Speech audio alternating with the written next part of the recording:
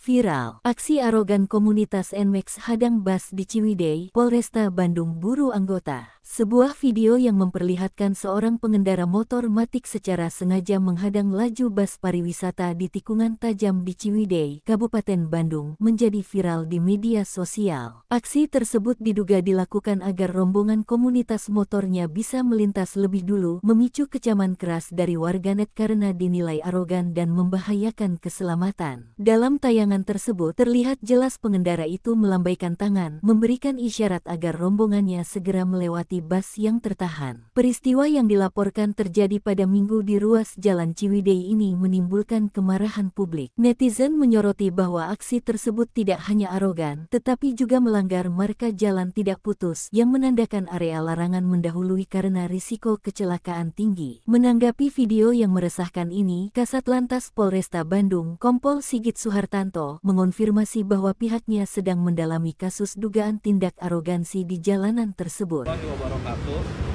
Menanggapi video viral NMAX di Ciwidey dengan segala kerendahan hati, saya pribadi memohon maaf yang sebesar-besarnya atas kejadian tersebut. Tidak ada maksud mau arogan, tapi semata-mata niat untuk mengurai kemacetan panjang di belakang bus. Terima kasih buat supir